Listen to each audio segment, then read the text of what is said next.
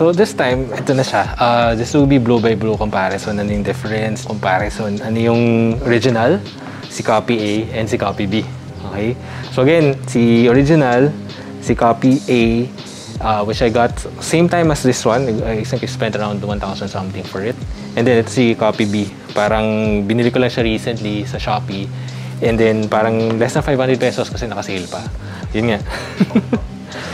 So kanina we also checked yung ano sa internet. And according kay King Motorsports, this is Gen 2 pala. So we made a mistake. This is Gen 2. And I think these are copies of Gen 1 or Gen 1.5. So sabi niya, like for the size itself, medyo shorter talaga si Gen 3. Gen 2 rather. Ito, yung printing niya, yung logo, parang copy nga siya ni Gen 1 or 1.5. And then the pedal is same pa rin yata. But, yan, may mga konting stamping codes siya. Okay? And so, for the gas pedal, accelerator, throttle, kita nyo yung shape pa lang niya, medyo iba na. So, ito yung original. Yung finish niya, parang medyo somewhat polished. Pero, kita nyo yung grit niya. Medyo, parang 2,000 grit, 1,000 grit. Ito, clear coated eh. Weird. Ito naman, parang, basta yun. Probably around, 300, sorry, 600 grit, siguro. So, sa likod, again, this is modded already. Yung shape niya, ito, may curve talaga siya, oh. Ito yung original. Iba rin yung kapal niya, oh. Even the sides are polished. Tapos, again, itong itong copy B. Magkaiba yung haba niya, no? Ito si copy B, pinukpo ko na to para perfect yung fit niya dun sa pedal itself. Kasi medyo straight na straight siya. Hindi mo siya ma-fit ng maayos. So, ito yung other side. You can see the difference sa material. Parang this one is cast, I think. Cast aluminum siya. This one is also cast kasi meron siya mga casting, or I don't know. And this one is, parang pressed lang. Yeah. Oo nga siyang pressed. So, iba pa lang, yung kapal pa lang, kita niyo yung difference niya. So, difference ng tatlo. This one is 6mm. This one is 4.6. This one is 4.0. Medyo nakikita na natin yung pattern. Of course, mas mura, mas konti yung materials. Right? Yeah. So, that's for the gas pedal. Okay, so we also have a scale here para makita nyo if it matters. So, ito yung original. 2.61. Okay, ito si copy A. 2.19. Si copy B. 1.94. Okay. And of course, lastly, pag tinignan mo yung mga holes niya, yung design, of course, itong si original, kita mo talaga pinong-pino. As in, polished kada butas niya. Si copy A, yun. And then copy B, ganyan. Okay, so this time, naman, yung pedals naman, brake and clutch pedal. So, of course, for the original na Mugen, yan siya, kita mo yung finish niya, as in, like, kita ba? Ayan. As in, kita mo yung korte, kita mo yung finish niya. This is Gen 2. Then, kita mo nga yung barcode, and then, has this, support here. Part number, and this is definitely cast din. Pero, yung maski yung cushion, yung grip tape niya, may shape din yun. Then, for the copy A, well, sobrang mas pino yung grip tape niya. Printing is different, of course. Yan sa likod, part code. Yung shape niya dito, it's different. May mga spruce. Since cast nga siya, and then yan siya. Okay, may glue pa dito. Tapos parang if you look here, hindi siya pantay.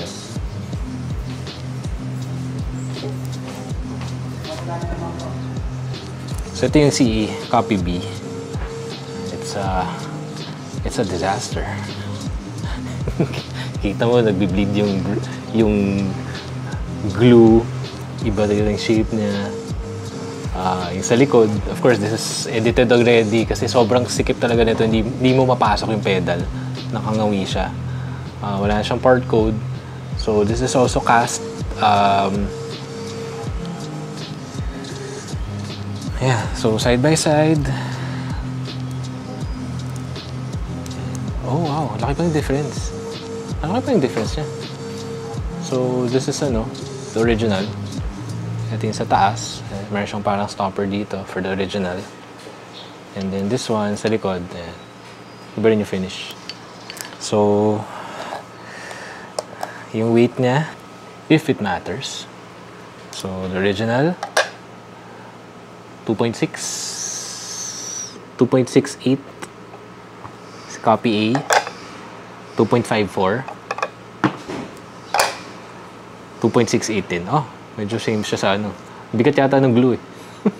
So, ibinawas sa material dyan. Yeah. And then, ito yung crucial part pala. So, again, yung difference niya, again, yung sa printing, this is Gen 2. This is a copy from Gen 1 or 1.5. And same with yung si Copy B. Kasi iba talaga yung quality. Iba talaga siya, sir. This one is, medyo dark yung color. Ito parang laser etched lang eh. Again, holes itself, iba rin yung finish niya. If you can see it, iba yung finish. Then, of course, yung likod, iba talaga.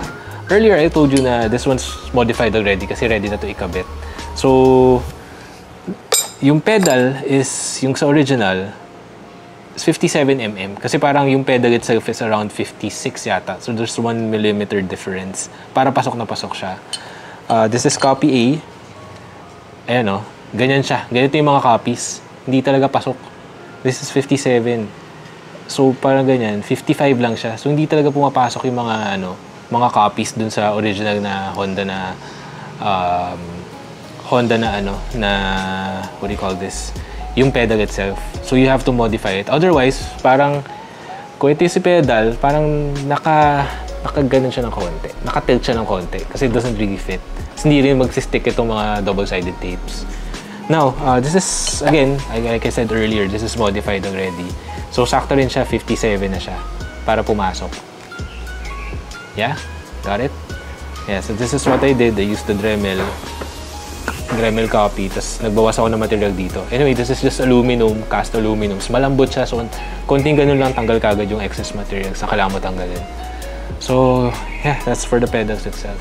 Okay, so again, ito si Copy A. Clear-coated din siya actually, and to my surprise, actually si original is parang clear-coated din siya, except that iba yung coating na ginamit. And then you can see yung difference ng coating niya. The whole everything is polished correctly. Ang ganda ng pagka-finish niya. This one's kita mo pa yung niya machine lines eh. Yan, tapos wala siyang stopper. Yan siya. So laki tayo yung difference. I hope you guys can see it. Ito yung shape niya dito. Yung cut-off niya ng konti. Like this one, wala talaga. Yeah. Nice, no? Yeah. And this is, of course, Copy B. You get what you pay for. Yep. Original, iba yung pedal nito, hindi 3M. Tapos ito pa pala, this side here. Ito pa yung papasok talaga yung original na pedal. Ito parang minod ko pa para sumakto. Yeah. And that's it.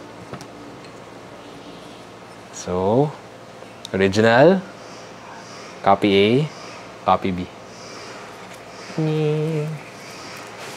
Okay, so we were planning to show a install video.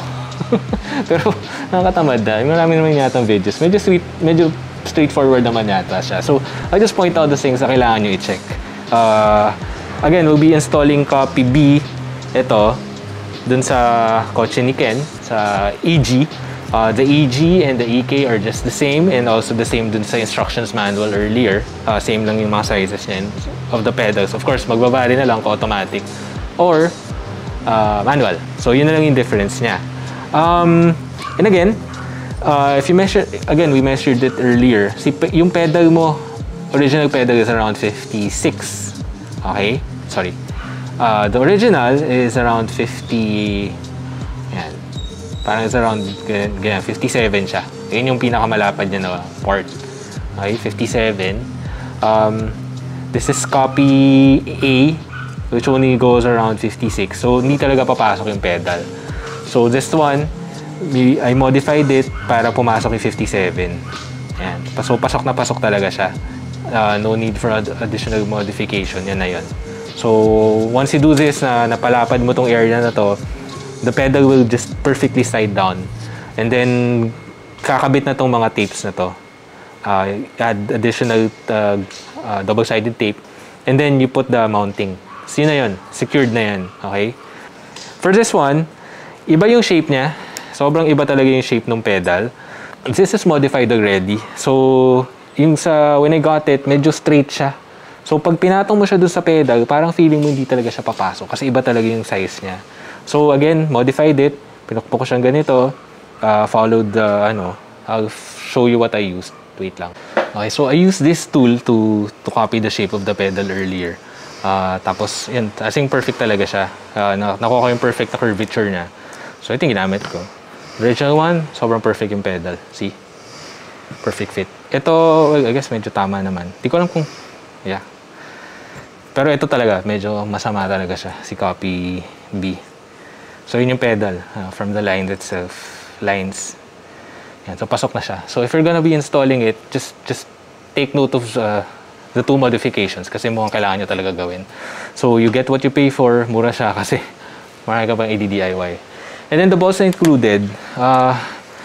Since I'll be installing it doon sa kotse ni Ken, most of the parts there, bolts, mga ano na siya, mga custom made. So, I made all these ones. Kasi we're following, may theme siya na fina-follow. Ako, gusto kong gawin for the pedals, parang silver but blue yung inserts, yung nasa loob. I'm not sure if you guys can see it. Yeah, I think you guys can see it. So, lahat nung mangyayari, lahat ng bolts na ano niya, yan yung magiging finish niya. Wait. Naghalo-halo na siya. So, ito rin, medyo blue rin yung loob niya. So, these are custom made. Yan yung fa-follow ko. Ito yung mga ikakabit ko. And then, may kakabit pa tayo something different. Okay? Wait lang. Hulaan nyo na lang para saan to. We'll also be installing this one. You know, just it's a custom made work. So, custom finish na lang din para to follow yung grit nung finish niya. So, yes. And then we'll just show you yung finished videos dun sa copy A. Naka-install dun sa EK ko ngayon sa SIR. And then we'll show you installed videos dun sa AG itself. So yeah, that's it. Yay! Yay!